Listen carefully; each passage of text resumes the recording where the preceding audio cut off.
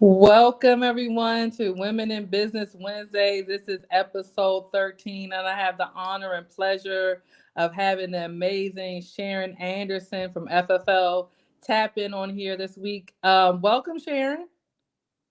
Hi, how are How, you? good. How are you? I'm hanging in there, man.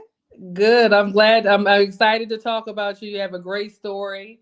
It's definitely going to, help some people who feel like they have to have experience when they come to FFL, right? So tell us a little bit about yourself. How long have you been with Family First Life? I have been with Family First Life since last year, November. Okay. I came in November. I took my state board. I took my state exam in November. I wrote my first policy in January, Okay. and the rest is history. Okay. And then you were working so you were working on the back end of what we do as far as like fully underwritten policy. So you were working for Quest Diagnostics, right? And you were doing I like was the, working for Quest Diagnostic, okay. and I didn't know nothing when I came into insurance. I didn't know nothing about writing policies. I didn't know nothing about insurance. I didn't know nothing about investing in insurance. I didn't know nothing. I just Mm, know the medical part of it. That okay. but I what intrigues me is the policies of some of the some of the policies that the agent wrote, like 15 million and 10 million and 4 million, and I'm like, what? So you could see that part. You could, Yeah, I can say it, yes, okay. it's on the paperwork. Okay. And so you're like, okay, so were you wondering like how much are these people getting How paid are for you? How writing much these are these people policies? getting? And I started daydreaming. So when my coworker introduced me to FFL, I jumped on it right away Okay. because um New York Light have called me about joining their company a couple years ago. But someone told me that, hi, they make money, but sometimes you have to pay back the money. But I didn't understand what they were saying actually. Okay. And that kind of scared me. So it shies me away. And I didn't Mm-hmm. take up the offer. I didn't even consider about it. But after that, when I started seeing all these policies, and then when I got the opportunity to, jump on it, and then when my coworker told me, listen, FFL pays for the course, I was like, okay, it can be What's better there to than that. lose? If Like somebody's paying me to go to school, why not? right. If I'm being paid to go to school, why not? Why not Well, make best of it? Make the best of it. You what's the know? worst that can happen? Yeah. Only Yeah, one thing can happen. It's either you fail, and nothing beat a trial than a failure. absolutely. Nothing beat. And if you don't try, you won't know that you will fail. And if Yeah, you fail, you learn from trying. So yeah. you get right back up and you bounce back right back. Okay, yeah, absolutely. And so here you are, let's see, how many months later? Not even a year later, Not even a and later. you wrote a really, we can't say it here how much that case was that you just wrote, but it was a pretty big life insurance case, wasn't it? Listen, the first policy I wrote was a 400. It was a 500,000 policy. It was 500,000, it a was half a million. that was my first policy I wrote in January. Okay, It was wow. not a final expense. It was a universal life policy. Okay, okay. That premium was a $5,000 something premium. That's crazy. And you're brand And new. then because we always started off from final expense, because it's much easier than a universal life. That policy was a 28-page policy. Wow. So I learned from doing the more that I learned from that policy, and the rest is history. Because once I learned from that um that policy, I know I could conquer anything. Yeah. Yeah. Because you went from the hardest to easiest, To the not the other way easiest, around. yes. Got you. Hmm. Okay. That's dope. So Miss Sharon, you've been in the United States for 10 years. I think that's important too. You're from Jamaica, I'm from right? Jamaica, yes. So you came to, and so tell us about, we talked a little bit about you were told if you come to the United States and go to school and what's going to happen. Yes. I was told if when I come to the United States, and if I want to make money, I should go to school and go in healthcare. Mm-hmm. I went. My first goal was nuclear medicine. Okay. I start doing my prereqs for nuclear medicine, and I failed physics. I Oh, got an F. that's hard. Physics is extremely hard, and I said, okay, all right, because I used to work as a CNA in a nursing home. So Okay. I work as a CNA, and I go to school. I work at nights and I go to school during the day. I remember falling asleep at stoplights going to school. Mm. And I went straight into respiratory because I had failed physics for nuclear medicine, and it discourages me. So I went right into respiratory. So I Okay. went to Norwalk. I started at Norwalk, and then I transferred back to Westchester Community College. I finished. And after I finished, COVID kind of threw a monkey wedge into everything. I saw people dying. It kind of changes my, it Mm. changes my complete interest in healthcare. Okay. So it made you not no longer interested? Is I that what and happened? then while I was there working for Quest, there was so much things that decreases my interest in healthcare. Okay. All right. And then my coworker told me about FFL.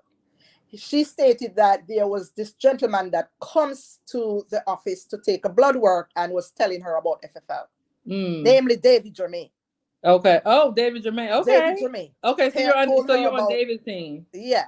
Okay. I So love David David. Germain told her about FFL, and she had signed up with another company and she scrapped it, and she started telling me good things about FFL, and plus, as I said before, the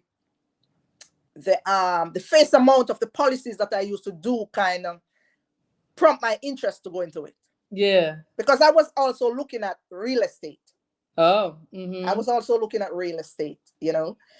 I had actually started a course with real estate in a real estate, and then I just scrapped that, and I went right into FFL, because when my coworker told me, listen, they pay for the course.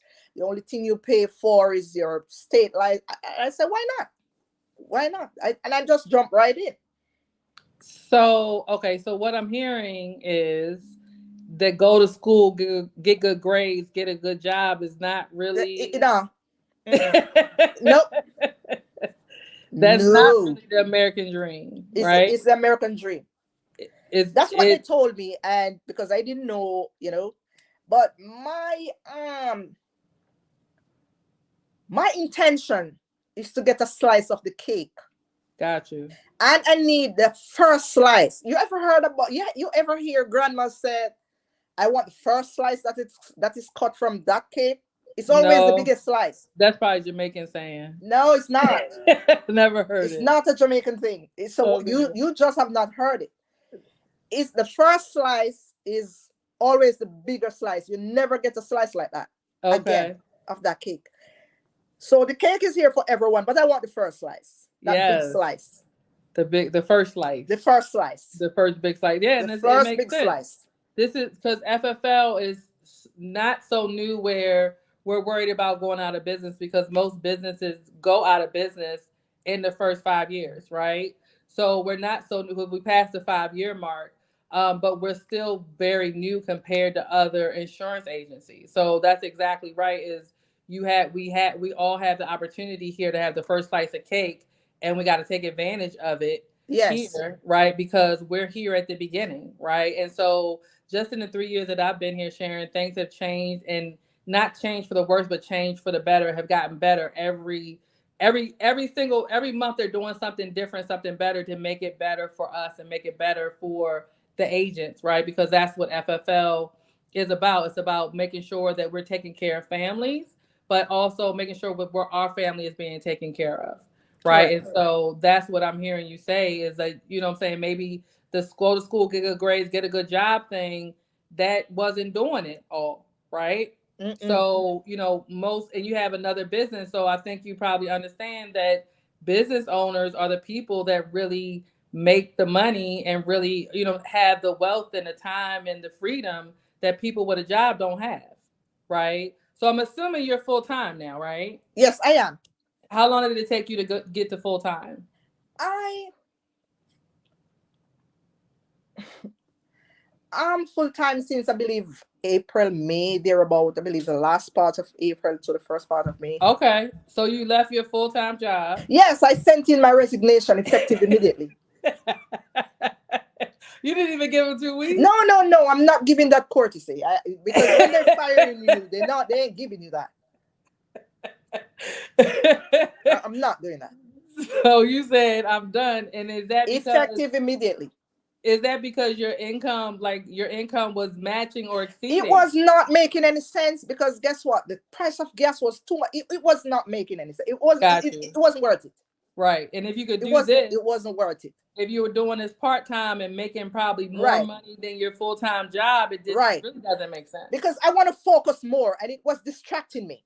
Okay, It was distracting me, that's dope. you know. Let So me Did you ever think that you would be in your growing up? Did you ever think you would be selling life insurance? no, because there was a stigma to life insurance.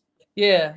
It was a stigma because back home they would tell you you're a fool to what you don't know. Okay. And a lot of people of my even my color, they still have that stigma. They still think that life insurance is for people who are sick. Yeah. We Because still I we deal with had that a I lot. I, I had Yeah. this conversation with a 40-year-old guy sometime last week. Mm-hmm. He actually sent in for information for life insurance, and when I reached out to him, he said he's 40. Why would he need life insurance? So I said to him the same thing, this in the same fashion that you would buy a car at the car mart and you have to insure it before you drive it out of the car mart. Mm-hmm. And I have seen the unexpected happen to 20-year-old. Of course. Or younger. So it's the same thing. Yeah. You get what I mean? I should have been selling life insurance a long time ago. And here's something else, Sharon. The death rate has increased by 46% for people that I believe are 18 to 46 years old. It's increased by almost 50%. How Mm-hmm. many people are dying at that age because COVID, number one. Mm-hmm. And then the other thing is there's so many distracted drivers because people are texting and Texting. driving. Mm-hmm. Yeah, so we're not getting, even though we have all this technology, people are dying at a faster rate younger than they were dying 2 or 3 Exactly. years ago, Mm-hmm. right? And so our job is to make sure that we can't do anything to prevent those things, but our job is so serious to protect those families that are left behind in the midst of a tragedy when they lose somebody, especially during, unexpectedly, because most likely somebody between the ages of 18 and 46, it's going to be an unexpected loss, and so our job is to take care of those clients and their families after they're gone and make sure that they don't have to deal with the burden of the financial part. But sometimes when I'm talking to people, especially because I listen, I blab my mouth to everybody about insurance. Mm-hmm. I friend people just to talk to them about life insurance. Good. Yeah. I go into stores and just friend people. I go into stores. I go into a department. I take up shoes. I see people taking up shoes. I take up shoes. You like this? You like that? This is a nice shoes. This just to build an argument to give them one of my cards. Yeah, that's good. Because I blab my mouth at the everybody gas needs to know. station. I blab my mouth and I go. I target like people who are entrepreneurs who don't have life insurance at their jobs, hairdressers, barbers, restaurant owners. I go to people who do um go to the gym. When I go to the gym, I blab my mouth about to go to the trainers. I blab my mouth. I gave them my card and all of that. I know I I just blab my mouth. About And when insurance. I'm blabbing my mouth, Yes. Whenever they come with an objection stating, "Oh, I'm too young. This one is gonna die. It's gonna die." I said, "No, you don't have to die to have life insurance." And guess what? The GoFundMe is not cutting it. Not at all. It's not cutting it. Not at all. It's not cutting it. And then I go straight into I just get candid with everybody, and I just tell them the truth. No sugarcoating. I don't sugarcoat it. I just tell them like it is. I said, "Do you have anything for retirement? You're a barber. You think you're gonna be a barber all your life? You use your hand. So you might have carpal tunnel. You might not, because you use your hand a lot." Sorry, got a phone call. Go ahead. You might get So they use their hand a whole lot. So they're prone to carpal tunnel. They stand up a whole lot, arthritis, and all of that. I Yeah. said, you have to have something put down for retirement. Yes.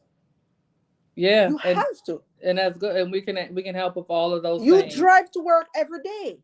Anything don't. Can happen. Anything can happen to any one of us. So we got to wrap up here, Ms. Sharon, because I know me and you can talk for an hour. Are you recruiting? Are you building an agency? So most definitely. If people want to join your team, because you got a great work ethic, obviously, you got a great story, so no one can say, "Well, I don't have any experience." You didn't have experience, right? Right. How can someone get in touch with you if they want to join your team? They can contact me at 347-988-7782. Okay. That's 347-988-7782. Or they can send me an email at SIMO, SIMMO71 at live.com. Okay. That's SIMO, SIMMO71 at live.com. At live.com. Okay. Correct. Y'all heard it first. And then she's on Facebook at Sharon First Lady Anderson, if you want to get in touch with her on social media. Miss Sharon, I'm so excited to see where you go. I'm excited to see your growth over the time that you're here. We're all excited for you. Thank you so much for your time today, talking to the ladies and some gentlemen about Family First Life and what makes FFL a great place to work, not just for women, but for anyone, right? So absolutely. Thank you so much for your time, Ms. Sharon. Thank you. All right. Have a great one. We'll see everybody next Thanks. Wednesday. Okay. Bye. Bye.